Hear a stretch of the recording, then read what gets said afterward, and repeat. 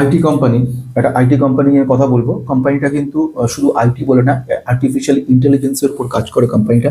AI সেক্টরের উপর কাজ করছে, মানে জেনারেটিভ এআই রিলেটেড কাজকর্ম করা। সেকেন্ড ওয়ান, কোম্পানিটা কাজ করছে ইন্টারনেট অফ থিংস এর উপরে। 3 নম্বর কাজ করছে কোম্পানিটা ক্লাউড কম্পিউটিং এর উপর কাজ করছে কোম্পানিটা। নাম্বার 4, কোম্পানিটা বিএফএসআই এর উপর কাজ করছে কোম্পানিটা। কোম্পানি কি নাম? কোম্পানি টাটা গ্রুপের কোম্পানি। কোম্পানির নাম হচ্ছে টাটা এলেক্সি। টাটা এলেক্স এই টাটা এলেক্সিকে নিয়ে কিন্তু অনেকে চিন্তিত রয়েছে, যার মধ্যে একজনের নাম আমি বলছি, জ্যোতি পরামানিক। ও বারবারই বলছিল আমাকে যে স্যার এখন কি করা উচিত কোম্পানিটাকে নিয়ে। টাটা এলেক্সিকে নিয়ে যদি বক্তব্য রাখি, ডাইরেক্টলি রিসার্চ এবং ডেভেলপমেন্টের একটা দুর্দান্ত কোম্পানি। কোম্পানিটা কিন্তু আর্টিফিশিয়ালের উপরে ইন্টেলিজেন্স উপর দারুণভাবে কাজ করছে। উইদাউট ড্রাইভারের গাড়ি এবং সে রিলেটেড অ্যাকনোলজমেন্ট ডিজাইনিং তার উপর কাজ করে। এমবেডেড টেকনোলজির ওপরে কিন্তু কোম্পানিটা কাজ করছে। এমবেডেড টেকনোলজি যে ব্যাপারটা রয়েছে তার উপর কাজ করা, মানে হার্ডওয়্যার সফটওয়্যার ডিজাইনিং এর উপর কাজ করছে কোম্পানি। দুর্দান্ত কোম্পানি, অথচ কোম্পানির রিটার্ন দেখতে পাচ্ছি একটা বিধ্বস্ত অবস্থা। লাস্ট ওয়ান ইয়ারের মধ্যে কিন্তু -32% রিটার্ন দিয়েছে। অনেকে বলছে আইটি কোম্পানির অবস্থা শেষ, আইটি কোম্পানি কোনো ফিউচার নেই, অর্থাৎ যারা যারা ইনভেস্ট করে রেখেছেন তাদের অবস্থা খুব খারাপ। কিন্তু প্রশ্নটা কিন্তু এটা নয়। 5 বছর রিটার্ন কিন্তু 200% এখনো দেখাচ্ছে কোম্পানিটা। 5 বছরের রিটার্ন দিয়েছে 200%-এর বেশি। এখন প্রশ্ন আসছে সেটা না, প্রশ্ন আসছে কোম্পানিটার ফান্ডামেন্টাল কি, অর্থাৎ আজকে যে ব্যাপারটা নিয়ে কথা বলতে চলেছে সেটা হচ্ছে কোম্পানির এতটা ডাউন হলো কেন। যেখানে প্রথমে আমরা বলবো সেটা হচ্ছে ফান্ডামেন্টাল কোম্পানি কি অবস্থা রয়েছে। সেকেন্ড একটা বিষয় নিয়ে কথা বলা রয়েছে, সেটা হচ্ছে ম্যানেজমেন্ট কি ভাবছে সম্পর্কে। তৃতীয়ত ব্যাপার যেটা ভাবার রয়েছে সেটা হচ্ছে কেন এরকম অবস্থা হলো, এটাকে নিয়ে কিন্তু একটু কথা বলা রয়েছে। প্রথম যে ব্যাপারটা নিয়ে কথা বলবো, সবকিছু বলার আগে এই ভিডিওটা শুধুমাত্র কিন্তু এডুকেশনাল পারপাস, কোনো কেনাবেচার কোনো কথা বলা হচ্ছে না। পাস রিটার্ন মানে কিন্তু ভবিষ্যতের কথা বলা নয়, এবং এর মানে নিতে হবে এমন কোনো মানে নিজে কেনার আগে নিজে যাচাই করে তবে নেওয়া উচিত।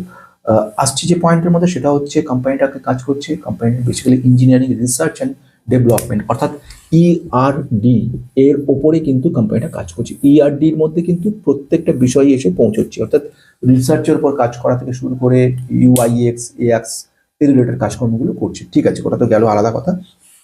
অটোমোটিভ সিস্টেম, মানে এদের যদি সাবজেক্ট বলা যায়, যেরকম ভাবে আইটি বলছি, অটো আইটি বলছি। অটো আইটি কিন্তু ডাইরেক্ট আইটি নয়, আইটি সার্ভিসেস মধ্যে পড়ছে। সুতরাং অটো আইটির উপরেও কিন্তু অটোমোটিভ সিস্টেম তারপর কাজ করছে, হেলথ কেয়ারের উপর কাজ করে। এখন কোম্পানির এই মুহূর্তে যেটা ব্যাপার, 1989 সালে আসা কোম্পানিটা একটা দুর্দান্ত কোম্পানি। কোম্পানির রিটার্ন দুরন্ত দিচ্ছিল, অথচ আজকে এই মুহূর্তে কোম্পানিটা কিন্তু একেবারে বিধ্বস্ত অবস্থা দেখতে পাচ্ছি। ফান্ডামেন্টাল কি বলছে? ফান্ডামেন্টাল বলছে এটা একটা লার্জ ক্যাপ কোম্পানি, 30,000 কোটির উপর মার্কেট ক্যাপ। 30,800 কোটির হচ্ছে মার্কেট ক্যাপের কোম্পানি রয়েছে। রিটার্ন অন ক্যাপিটাল এমপ্লয়েড দুরন্ত 36, এবং রিটার্ন অন ইকুইটি সেটাও ভালো রয়েছে, সেটা হচ্ছে 29.3। পিই যদি দেখি, প্রাইস টু আর্নিং রেশিও দেখছি 46 রয়েছে। P46টাই বড় কথা নয়, তার সঙ্গে প্রোমোটার হোল্ডিং দেখছি। প্রোমোটার হোল্ডিংও কিন্তু আমরা দেখতেছি 49% প্রোমোটার, 43% প্রোমোটার কিন্তু স্টকটাকে হোল্ড করছে, 43.9%। আর বাকি কিছু এফআইআই কিছু কেনা বিক্রি করেছে, মানে এফআইআই কিছু সেল করেছে, এবং ডিআইআই কিছু কিনেছে, এবং রিটেলের পরিমাণ 33.48 রয়েছে। বেশ, কোম্পানির রেজাল্ট কেমন রয়েছে? রেজাল্ট হচ্ছে গত বছরে ছিল সেলস ছিল 955, এবছরে হচ্ছে 918, সেলসটা কমে গেছে। নেট প্রফিট 229 কোটি গত বছরে ছিল, এবছরে হচ্ছে 155 কোটি। নেট প্রফিটও কিন্তু ডাউন হয়েছে। এইগুলো একটা কিন্তু ইম্পর্টেন্ট পয়েন্ট বলে মনে করো না হচ্ছে। এবার আসছি ম্যানেজমেন্ট কি হচ্ছে, এটা পরে বলছি, এটা খুব ইন্টারেস্টিং কথা বলবো। তার আগে বলছি কেন, ওয়াই সিচুয়েশন, এরকম একটা অবস্থা হলো কেন। প্রথম কারণ সেটা হচ্ছে গ্রোথটা কিন্তু সেই লেভেলে দেখাতে পারছি না, গ্রোথ স্লো ডাউন। অর্থাৎ এই মুহূর্তে যেটা গ্রোথটা দেখতে পাচ্ছি আমরা, গ্রোথ কিন্তু নিচের দিকে স্লো ডাউন, অর্থাৎ তেমনভাবে বিক্রি বাট্টা হচ্ছে না, বিক্রি কমে গেছে। রেজাল্ট আমি যেটা বললাম, যার রেজাল্ট কিন্তু যে সিচুয়েশন এরকম। 2 নম্বর হচ্ছে হাই ভ্যালুয়েশন, যেটা হয়ে থাকে খুব সাধারণ ঘটনা। যদি আমার আস্তে আস্তে দেখতে পারি প্রাইসটা বাড়ছে কিন্তু তার তুলনায় আর্নিং কমছে, উল্টো দিকে মানে আর্নিংটা আমার ডাউন হচ্ছে, তখন কিন্তু ন্যাচারালি পিটা বাড়তে থাকে। পি বেড়ে গেলে, ইন্ডাস্ট্রিজ পি থেকে বেশি হয়ে গেলে একটা সময়, মানে কয়েক মাস আগেও আমরা দেখেছি পিটা কিন্তু খুব সুন্দর জায়গায় ছিল, পিটা এখন কিন্তু দেখতে পাচ্ছি আবার উঠে যাচ্ছে। পি যত উঠবে তত দাম, তত মনে করবো সেটা বেশি দাম দিয়ে কিনতে হচ্ছে। একটা পেন আমার 5 টাকা কিনতাম, এখন পেনটার দাম 500 টাকা হয়ে গেছে। তার মানে কি হচ্ছে, পিটা বেশি হয়ে যাচ্ছে, মানে আগে আমি 5 টাকা দিলে একটা পেন কিনতাম, এখন পেনটার জন্য 100% বেশি দিতে হচ্ছে। তার মানে 100 টাইম বেশি দিতে হচ্ছে, যেটা 46 টাইম এখানে বেশি দিতে হচ্ছে। তো এইটা যত বাড়বে তত কিন্তু আমাদের কাছে কেনাটা বেশি চাপ হয়ে যাবে। ন্যাচারালি ইনভেস্টরের বিশ্বাসযোগ্যতাটা হারিয়ে ফেলছে। ইনভেস্টর যারা ছিল তাদের কিন্তু ফেথফুলনেস যেটা আছে, বিশ্বাসযোগ্যতা, সেটা কমতে শুরু করেছে, কারণ এত হাই ভ্যালুয়েশন বলে তারা নিতে চাইছে না।